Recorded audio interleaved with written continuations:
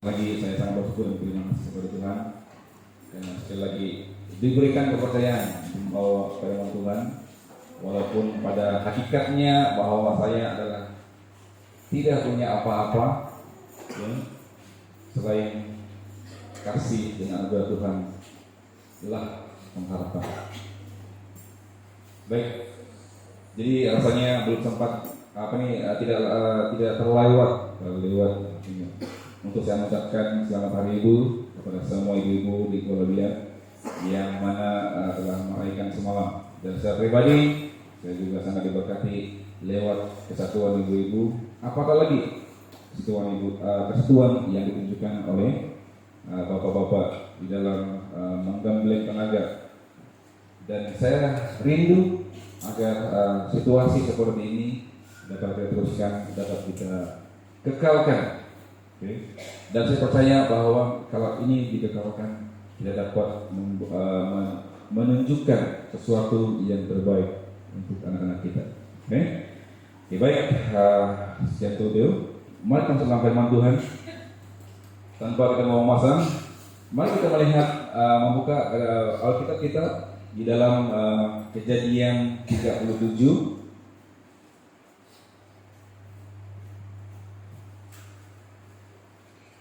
Tidak muncul.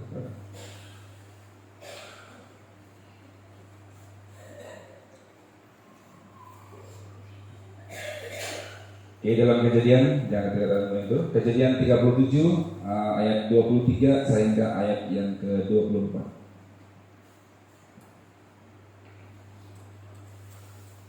Oke. Kita boleh membaca ayat dari pertama sampai ayat yang ke-36.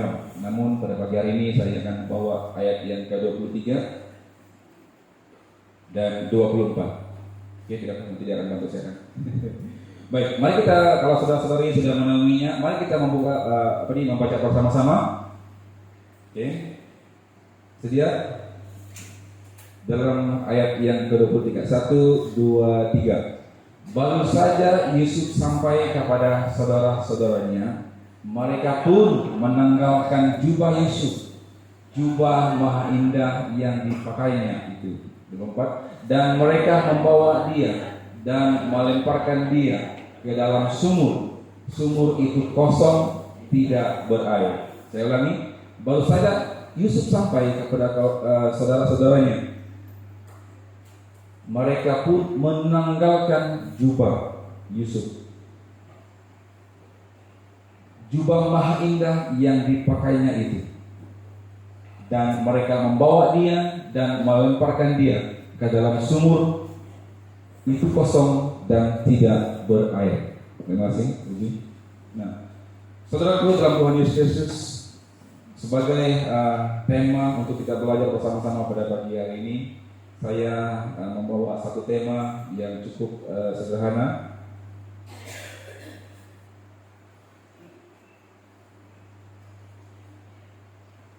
Kenapa ini? Tidak mau.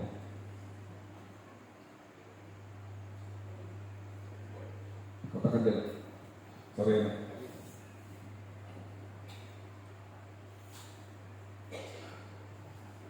Lama tidak pakainya. Minta untuk itu. Oke. Tema yang kita ingin bawa, yang ingin kita kongsikan pada pagi hari ini adalah proses yang menyakitkan sebelum terima berkat. Oke, proses yang menyakitkan sebelum terima berkat. Nah, saudaraku dalam Tuhan Yesus Kristus, kalau kita lihat, kalau kita baca dari ayat yang pertama sehingga ayat yang ke-36 di dalam pembacaan kita pada pagi hari ini, saudaraku, dia mengisahkan tentang bagaimana Yusuf dijual di tanah Mesir. Bagaimana pengkhianatan oleh 11 orang saudara kandungnya. Kalau kita perhatikan dari ayat yang pertama sampai ayat yang ke-36. Namun pada hari saudaraku saya hanya petik 2 ayat ini saja, yaitu 23 dan 24. Nah,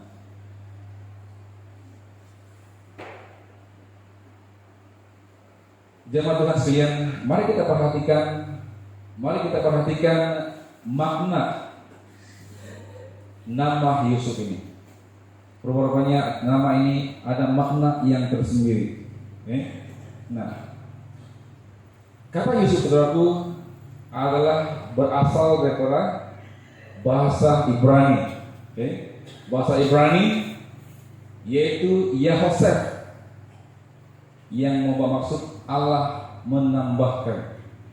Nah, dalam perkataan Yahosef ini, saudaraku, adalah gabungan daripada dua kata, yaitu yang pertama dalam bahasa Ibrani adalah Yahovah, yang membawa maksud Tuhanlah. Nah, kemudian yang kedua itu yaitu Yasser, yaitu kalau dalam bahasa Inggris dia tambah add ataupun bertambah. Kalau menurut kami lah rumuang, tambah gitu. Rumuang, bertambah, dan dalam bahasa Inggris itu increase ataupun meningkat. Dalam bahasa mulut sumingkot. Satu perkataan tapi mengandung makna yang hampir sama, serupa tapi tidak sama. Nah, bagaimana saya katakan serupa tapi tidak sama? Mari kita perhatikan bersama. Seakan sama tapi sangat berbeda.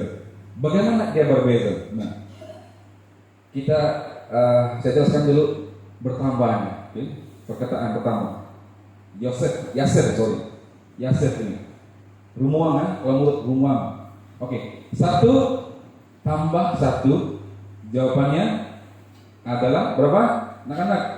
Satu tambah satu, jawabnya satu tambah satu, jawabannya adalah 2. Betul? Betul kayak gini.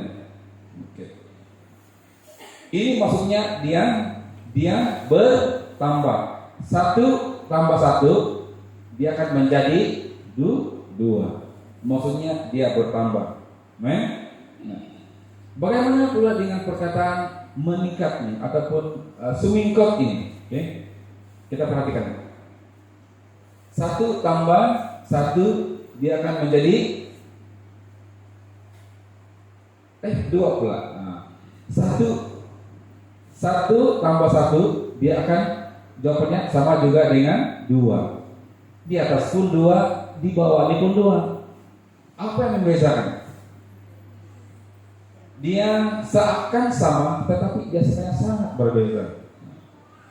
Saudara dalam Yesus, perhatikan baik-baik. Ada rahasia yang perlu kita pelajari dalam objek ataupun gambaran ini. Nah, kita perhatikan yang pertama tadi. 1 tambah 1 dia adalah 2. Manakala di bawah ini pula 1 tambah 1 dia juga sama dengan 2. Perhatikan keadaan, kedudukannya. Sama atau tidak? Tidak sama kan? Yang di atas ini dia mendatar. Manakala yang di bawah ini pula dia meningkat. Bertambah dan meningkat. Angka yang sama tetapi posisi yang sangat berbeda. Perhatikan baik-baik, nanti saya jelaskan. Nah, saudaraku, bertambah belum tentu meningkat. Perhatikan kata-kata ini. Bertambah belum tentu dia meningkat. Amen. Tetapi meningkat pasti dia akan bertambah. Macam ini bahasanya. Bertambah tidak menjadi masalah, saudaraku. Bertambah tidak menjadi masalah. Sebagai contoh, jamaat kita semakin hari semakin bertambah, itu tidak menjadi masalah. Bangunan gereja kita semakin hari semakin membesar, itu juga tidak menjadi masalah. Bahkan dalam pemberian kita semakin hari semakin meningkat, juga tidak menjadi masalah. Apakah masalah di sini, saudaraku? Nah, perhatikan baik-baik. Tetapi kalau rohani, kalau iman kita yang tidak meningkat, iman kita rohani tidak meningkat, itu menjadi suatu perkara yang sangat besar, menjadi masalah besar. Kita selalu datang beribadah, kita selalu datang dalam persekutuan di dalam gereja, di dalam kawasan, di luar kawasan. Kita datang, tetapi kita punya percakapan. Bagaimana kita bercakap dengan orang? Bagaimana kita mengeluarkan kata-kata? Semalam saya dengar khotbah tentang kamu, tapi saya punya istri katakan, dia bilang, woi, dia tekankan jaga mulut loh. Saudara, sangat penting. Sejauh mana kita melayani Tuhan, sejauh mana kita melayani tempat tertentu, selagi percakapan kita ini masih kita tidak jaga, saudara, itu akan mengganggu kita, itu akan membuat kita menjadi sombongan kepada sesuatu. Amin.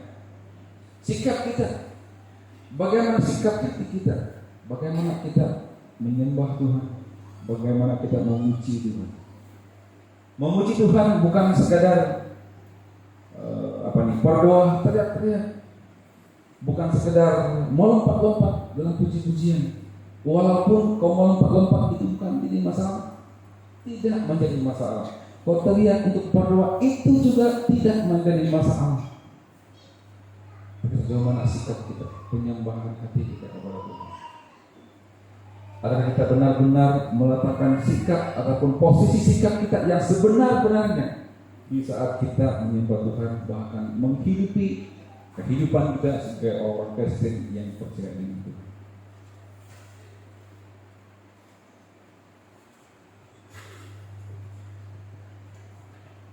Nah, saudaraku, kenapakah ini berlaku? Kenapakah berlakunya kehidupan kita sudah sekian lama percaya Tuhan, tapi tidak ada perubahan? Itu juga. Cara kita bercakap, sikap kita, itu juga. Bila kamu tanya, kamu Kristen? Ya, dulu lagi sebelum kau lahir lagi saya sudah Kristen. Kami dulu buat ini, buat itu dan sebagainya. Tetapi sikap tadi masih sama seperti dahulu. Aku masih seperti yang dulu. Tidak ada perubahan. Saudaraku, kenapa ini berlaku? Saudaraku, karena tidak bertemu dengan Tuhan Yesus secara pribadi. Tidak ada pertemuan dengan Tuhan secara pribadi. Kita ambil contoh dalam Alkitab, dikatakan Yakub, bukan Yakub ini Zomboy. Dikatakan dalam Alkitab bahwa Yakub sendiri dari segi sifat dia dulu sebelum dia berjumpa dengan Tuhan secara pribadi, dikatakan dalam Alkitab bahwa dia adalah seorang yang penipu, semualah yang jahat lah. Dia sangat jahat. Diberikan cerita ketika Yakub menyeberang di sungai, apa nama sungai itu? Yakub, salah satu sungai lah. Ketika dia menyeberang dalam satu sungai itu, di situ Tuhan Yesus berada di tebing sungai itu. Ketika Yakub, coba maju sini. Tidak mendengar. Situ. Menyeberang sungai. Berjalan sini. Oke, ketika Yakub menyeberang sungai, kau tunggu saya. Tuhan berkata, "You name not Yakub anymore." Namamu bukan lagi Yakub, tetapi Israel. Pandai. Terima kasih. Israel maksudnya dia sebagai pahlawan Tuhan, pahlawan yang telah dimenangkan oleh Tuhan. Amen. Nah, dia punya kunci adalah pertemuan dengan Tuhan secara pribadi. Pertanyaan saya yang sangat sederhana, selama ini ataupun hari ini lah, kita mau yang dulu hari ini, adakah kita benar-benar berjumpa dengan Tuhan secara pribadi? Adakah kita datang ke gereja ini? Adakah tujuan utama kita adalah ingin berjumpa dengan Tuhan ataupun amin? Lihat Yakub ketika dia berjumpa dengan mengalami pertemuan dengan Tuhan Yesus, ketika dia berhadapan dengan Tuhan, secara otomatis dia telah diubah 360 derajat daripada seorang yang jahat, pencuri, penipu. Akhirnya dia telah ditahirkan oleh Tuhan menjadi pahlawan yang telah dimenangkan oleh Tuhan. Kita tepuk tangan bagi Allah kita. Haleluya. Saudaraku, berbalik pada tema kita tadi, yaitu proses yang sangat menyakitkan sebelum terima berkat. Kita lihat pribadi yang bernama, ini contoh, pribadi yang bernama Daud. Jangan kita anggap dia ataupun jangan kita pandang dari segi kejayaannya. Kita lihat bagaimana Daud sebelum diangkat menjadi raja. Kita lihat bagaimana satu cerita, satu aspek yang tersentuh, ya pekerjaannya. Pemuda-pemudi, apakah pekerjaan Daud sebelum dia diangkat menjadi raja? Amen. Boleh jawab? Boleh? Baca kita. Daud merupakan penjaga kambing domba. Tahu kambing? Tahu kambing? Daud adalah seorang pekerja, penjaga kambing. Dan dikatakan dalam Alkitab bahwa kambing yang dijaga ini bukan puluhan. Dikatakan dalam Alkitab bahwa 1-2 ekor. 1-2 ini bukan banyak kan, sedikit kan. Kalau 1000 itu banyak lah. Nah, kita perhatikan ada rahasia di sebalik ini. Kenapa Daud diberikan kambing yang sedikit, sedangkan bapaknya siapa tuh? Isai gitu. Bapaknya sangat kaya. Dia boleh saja memberikan jutaan barangkali kambing kepada Daud, tetapi dia hanya memberikan 2-3 ekor kambing saja. Tetapi saudara perhatikan baik-baik, di saat Daud diberikan kambing yang sedikit itu, Daud tidak pernah mengeluh. Kalau mungkin kalau saya lah, kalau saya nampak sama bapak kaya, dia bagi saya kambing 2 ekor saja, pasti bilang, kenapa sedikit juga? Betul tidak? Tetapi lihat kepada Daud, dia tidak pernah mengeluh pun tentang banyak atau sedikit. Sebaliknya, dikatakan dalam Alkitab bahwa apabila singa datang, Daud akan menjaga sepenuh hati dengan penuh integriti. Dengan penuh integriti. Nah, dikatakan bahwa apabila singa datang, Daud akan memukul singa itu sampai mati. Saudaraku, disinilah berlakunya ataupun rahasia sebenarnya adalah sikap ketaatan Daud. Ketaatan Daud di dalam memikul amanah yang diberikan kepadanya. Kalau kita lihat dari manusia itu hanya perkara kecil saja, tetapi bagaimana Daud menjaganya dengan baik sehingga dia sanggup berkorban. Kalau saya kan, atau kalau kamu, kalau 2-3 ekor setiap kambing, kalau singa datang, buat apa saya pertaruhkan nyawa saya untuk melawan singa? Buat apa? Tetapi ini berbicara tentang ketaatan Daud untuk melakukan perkara-perkara sangat kecil. Dia mampu menjaga kambing dengan baik. Dan dipilihkan cerita sehingga Daud diberi tanggung jawab yang sebesar sedikit, yaitu mengalahkan siapa? Goliat. Dikatakan dalam Alkitab bahwa Goliat yang dari kecil telah dilatih untuk berperang. Dipilihkan cerita lagi, Daud telah mengalahkan Goliat. Lihat. Dan akhirnya Daud telah diangkat menjadi apa? Jatuh mati. Nah, saudaraku, demikian juga Yusuf. Apa suruhnya? Kita lihat pribadi Yusuf. Pada ketika saudaraku, Yusuf merupakan kesayangan bapaknya, anak emas dalam keluarga.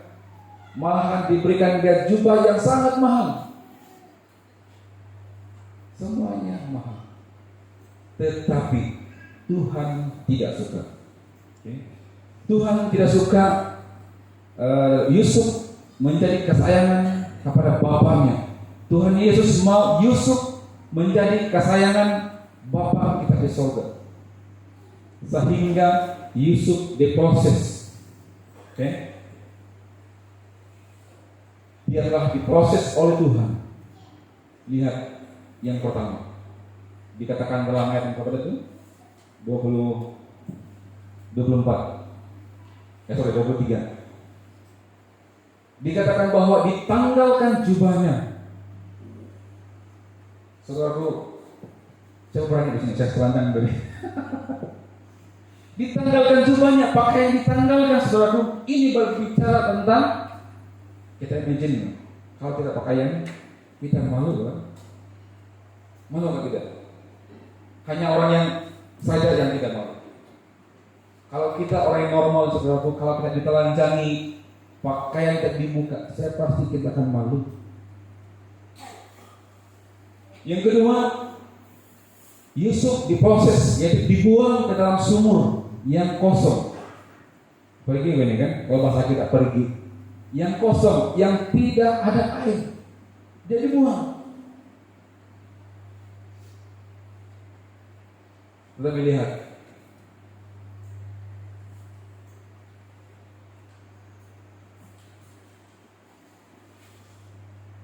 bagaimana Yusuf merasa malu sebenarnya, tapi dia adakah dia mau dalam kata-kata yang tidak baik? Tidak. Yusuf tahu bahwa ini merupakan suatu proses untuk dia berkembang. Saudaraku, menjadi pertanyaan saya. Tadi juga dimakna. Ingat, jubah ditanggalkan. Menjadi pertanyaan saudaraku, kita dimalukan, kita dihina, kita dipermainkan. Saudaraku, secara pribadi, kalau kawan-kawan kita, jamaat kita mempermalukan kita, rasanya sebagai manusia biasa pasti akan merasa tersinggung dan sebagainya. Pasti perasaan marah itu ada. Pertanyaan saudaraku, bisa Anda dimalukan, bisa Anda difitnah oleh rekan baik Anda, bisa Anda disakiti. Pertanyaan saya, di saat itu adakah kita masih mampu untuk menyembuhkan? Kita dipermainkan.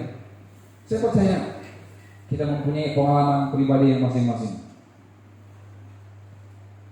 Kita paham bagaimana perasaan sakitnya di sini. Jadi di saat kita sakit hati, adakah kita mampu masih berkata, Tuhan, Engkau adalah Engkau? Tidak. Saya secara pribadi, kalau saya disakiti, manusiawi saya akan merasa marah. Syukur kalau aku sudah bicara, kadang-kadang saya boleh kawal, kadang-kadang tidak. Nah,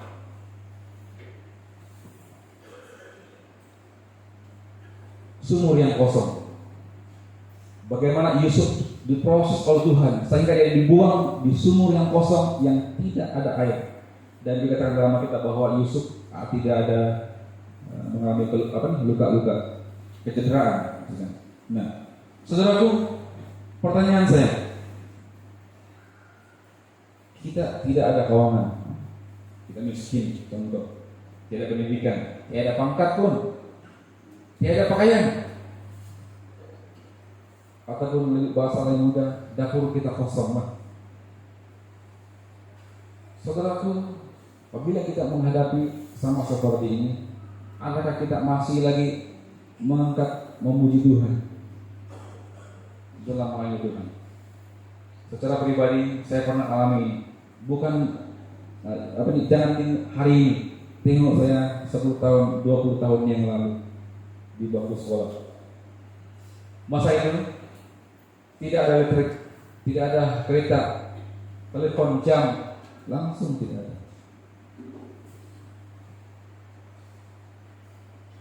Tetapi bukan terbakul, teng kalau loceng sudah lari. Mungkin orang-orang muda tidak tahu apa itu loceng. Di motor pernah dengar tuh tampak itu apa tuh? Kayu itu, pernah nampak kan? Kamu tahu apa pun dia? Tidak tahu. Itu besi, kamu tahu besi ini? Besi yang kena gantung ke tempat nampak? Apa pun ada? Tidak tahu. Kalau dulu dengar itu apa nih? Kayak panggil talutuk, betul tak kalau sini? Buat kami talutuk. Karena pukul saja, satu. Tidak sabar saya mandi untuk bersiap-siap datang ibadah. Semata malam atau siang, saya akan berlari ke gereja. Bila teng, itu besi itu maksudnya itulah dunia masa masuk juga. Terdengar siap lari. Padahal boleh pun kalau berjalan kaki. Kenapa lari? Kita membedakan kami dulu dengan sekarang. Kalau hari ini pemuda-pemudi, Ustaz kereta, Ustaz motor, pun masih juga lambat. Ibadah bulan jam sekian sampai sekian. Anak-anak, pemuda-pemudi, dengar baik-baik. Nah, ibu bapak pulang. Di saat dapur kita kosong, di saat kita tidak ada pakaian, saya mau pergi gereja bang, tapi saya balik sama malam bang, jangan suci. Alasan untuk datang ke gereja. Saya mau bersambayan bang, tapi belum sarapan ini, lapar ini. Saudaraku, di saat kita menghadapi situasi seperti ini, adakah kita masih sama seperti Yusuf yang menyembah kepada Tuhan Yesus?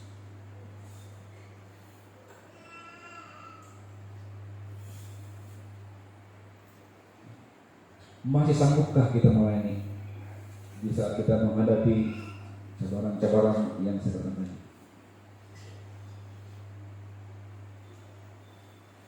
Lihat saudaraku, jawabannya ada dalam hati dalam masing-masing. Hari ini saudaraku, saya mendorong kepada kita semua supaya kita percaya Tuhan, jangan bangunkan iman kita, iman percaya kita atas dasar mukjizat ataupun berkat.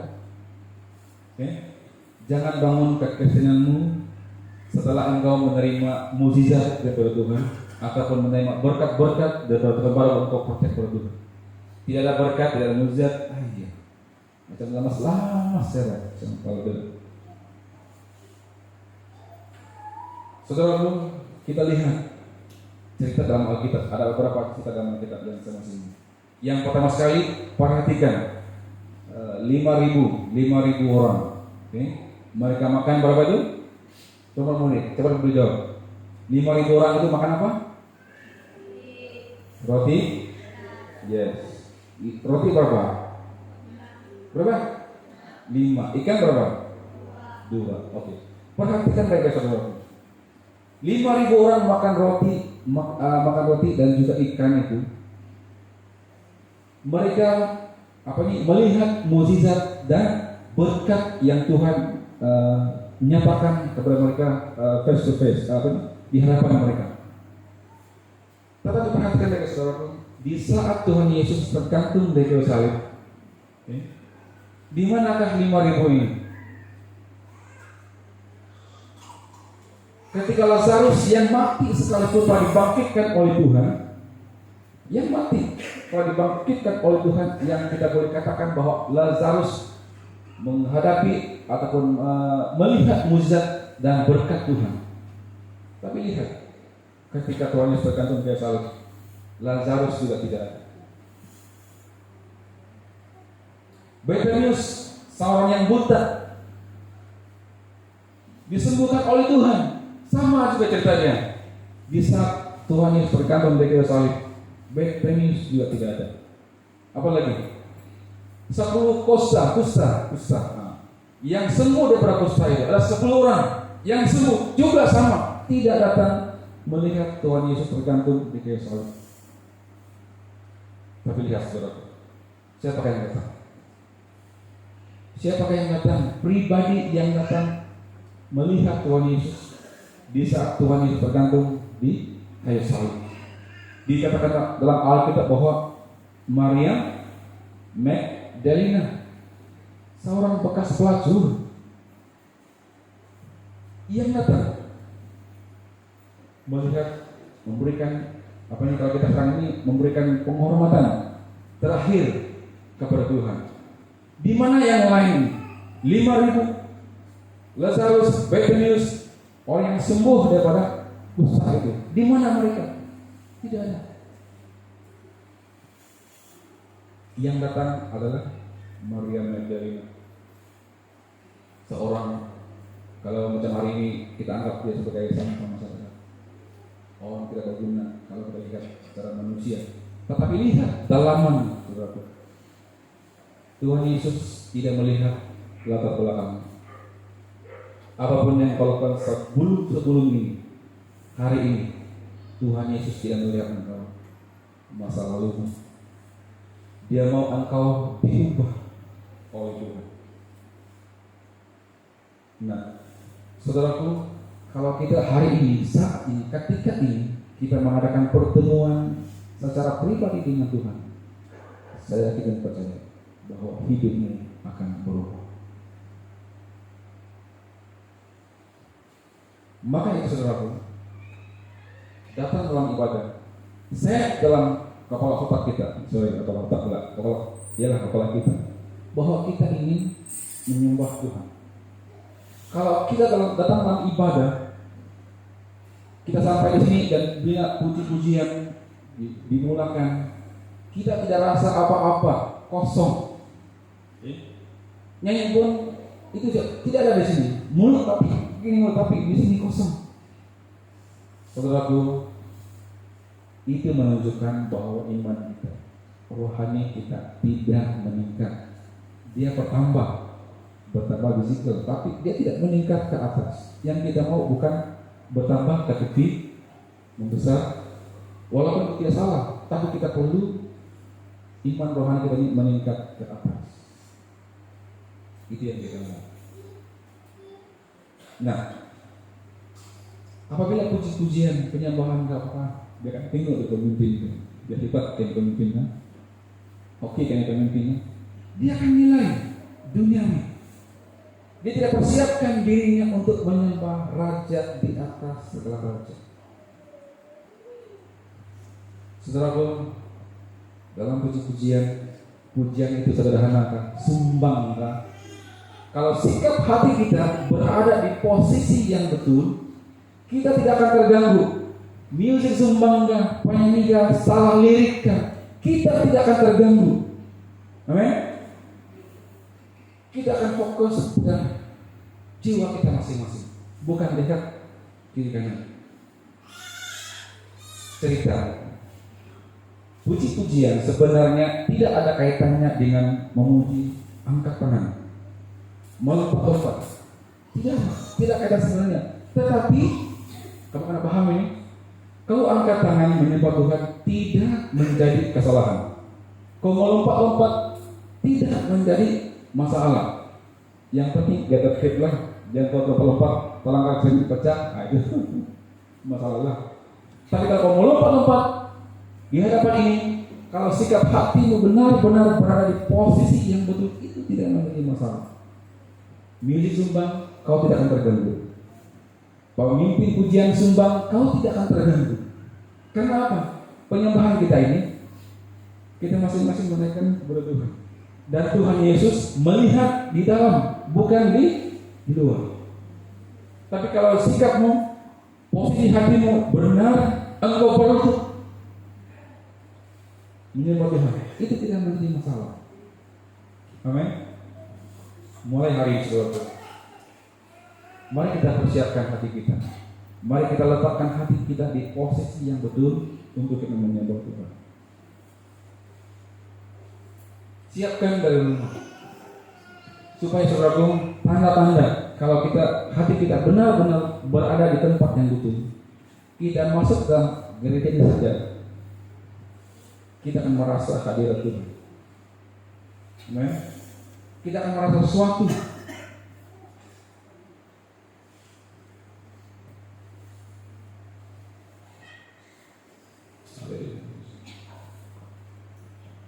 Kita akan merasa sesuatu. Dan selagi perasaan itu kita tidak alami, saudaraku, ingat firman Tuhan katakan bahwa rohani kita tidak meningkat. Rohani kita pertama, tapi tidak meningkat ke atas, dia hanya meningkat ke kiri ataupun ke kanan. Tidak meningkat ke atas, maksudnya kita tidak semakin dekat kepada Tuhan. Karena kita tidak dapat merasakan hadirat Tuhan. Secara pribadi, saya bukan angkat bau. Tadi saat ujian penyembahan ini kan, saya betul-betul merasakan hadirat Tuhan. Kadang-kadang bawa kereta pun menyembah, kadang saya rasakan. Dan saya menganjurkan supaya kita semua, supaya kita merasakan. Jangan tunggu di nanti hari Minggu datang baru saya merasa mengacaukan hadirat Tuhan. Tidak perlu. Tuhan Yesus ada di mana-mana. Yang penting engkau undang dia akan datang. Amin.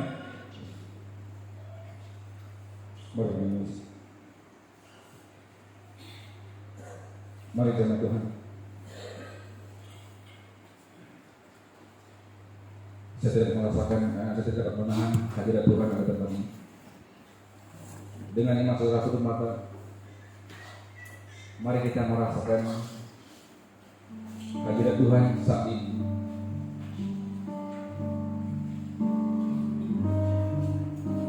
Dia ada tempat ini. Yesus ada tempat ini. Undang dia, saudaraku, masuk dalam hati.